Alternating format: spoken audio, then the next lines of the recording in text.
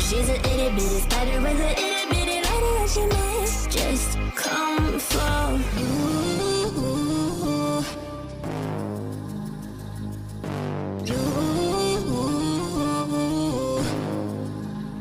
She's a snake crawling, creeping on the floor. If you give her time of day, baby, that's your first mistake. She will swallow you whole before you know. Yep, that's my intro. So guys, bear with me. I still have not gotten the hang of this editing thing, but I'm trying. I'll get better in time. But here he is, Ladio. This is the new hero that'll be coming out on the beta servers this week, actually Thursday, with the new update. They'll be adding to the game when they do the maintenance server maintenance. They'll be adding Ladio. From what I understand, he'll be able to be found inside the treasure hunt, the same way Layla was first introduced. I believe that's how she was introduced. So that just means we won't be getting any Layla shards on this treasure hunt. Maybe they introduced her on other game modes as well in the future, so they're probably gonna do the same thing with him. So this is what we know about him so far. Not much, actually. We don't know a lot about him. There's a little bit of his animation. He looks great. And this is what they gave us about him. He says, after being infected, this is his backstory. And then special skill is, if the health decreases to a certain level during the battle, Lacio will transform to the raging wolf form. And they put a transform with an E on the end. Maybe transformed, past tense, I'm not really sure. Except for skills of the human form. Increase 3 basic attributes until the battle ends. In addition, after transforming into a wolf, Lacio also has the ability to lifesteal and can deal AoE damage. And then it let us know that how to get Lacio, you can get it by participating in the treasure hunt event.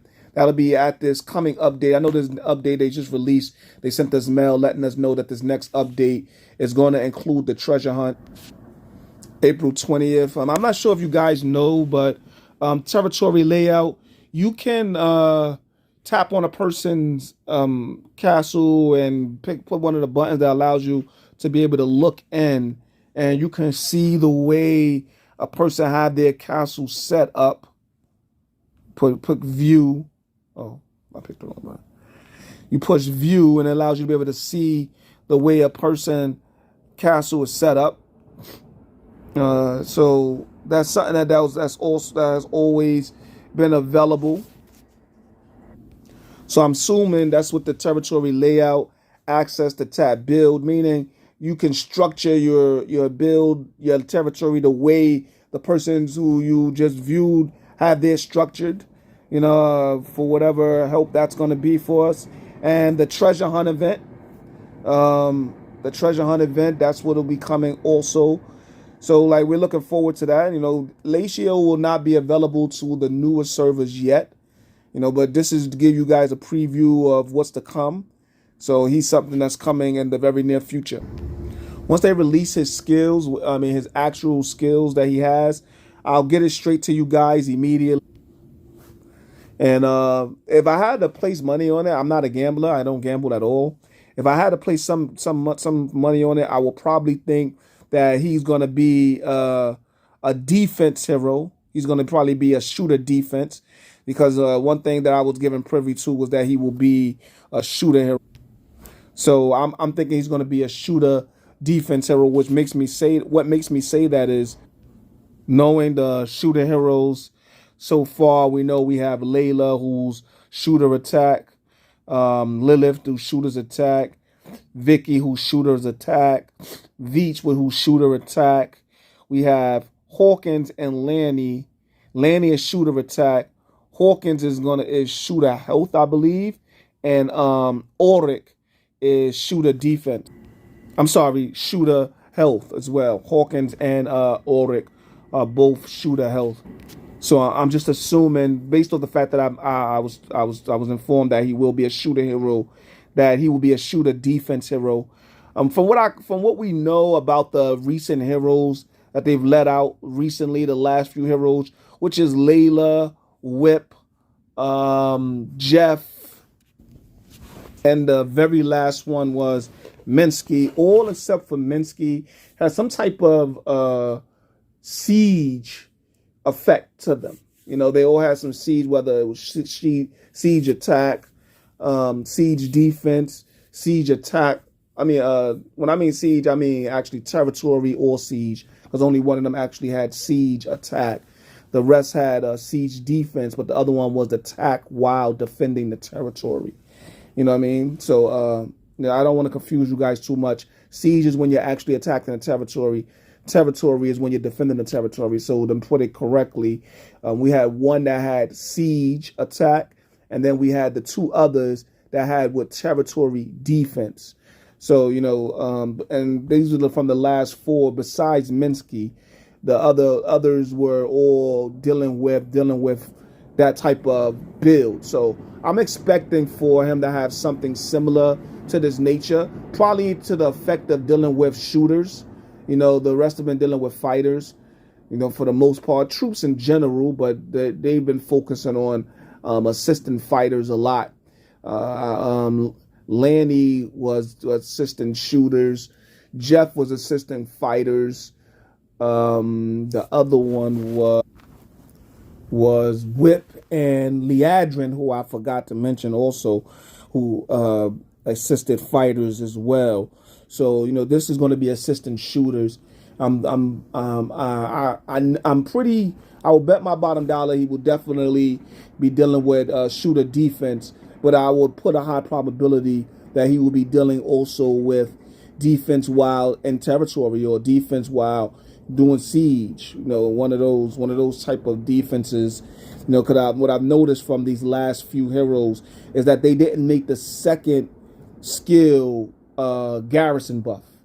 It wasn't just a garrison buff, something that just helped you with your garrison. I think the last one they did with that was Lanny.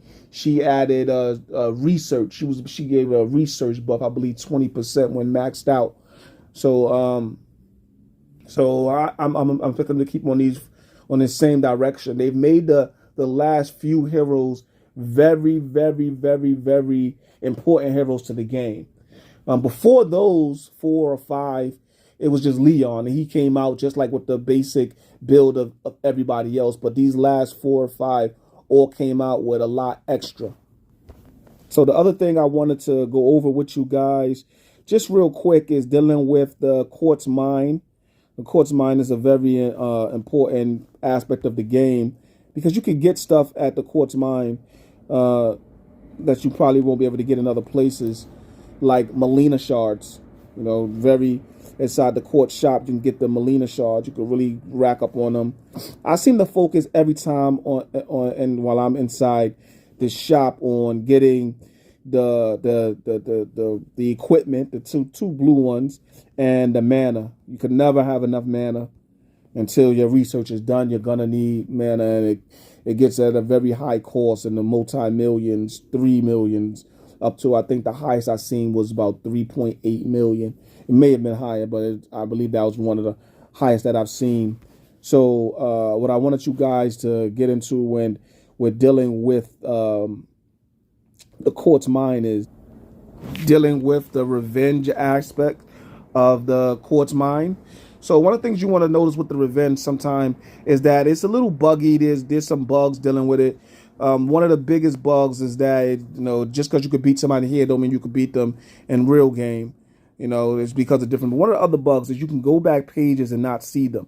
But if you go all the way back to the last page and then click or forward to the last page, third page for me, and then click forward, you'll get a bigger drop list. You'll get more of the people who you missing. What I want you guys to really focus on when dealing with this quartz mine is just going back attacking everyone on there. The reason why is because it doesn't cost you any plunder attempts.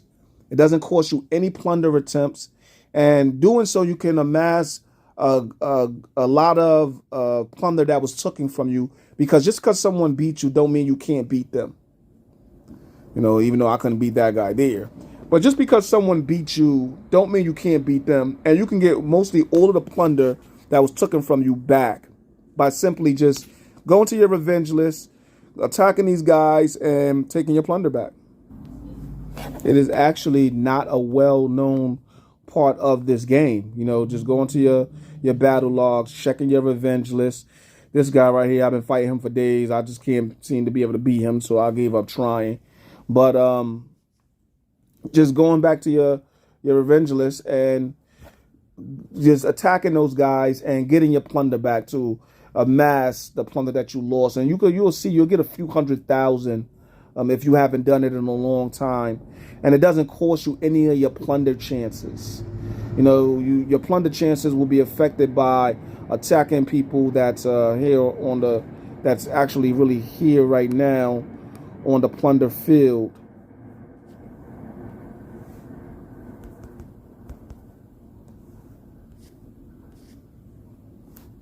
And you will lose a plunder chance if you win. If you're defeated, you won't lose anything. You still keep your same. See, my plunder chance is still 3. But if you defeat them, it will go ahead and cost you. Wow, everyone's kicking my behind right now. It will go ahead and cost you a plunder point. What team am I using? Okay.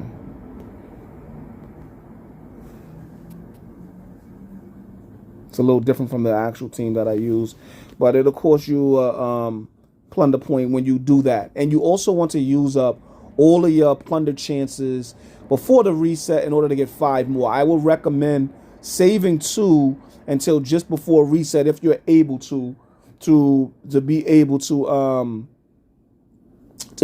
to get 5 more when the reset occurs. And as always, thank you guys for watching. If you like the video, commentate, and subscribe.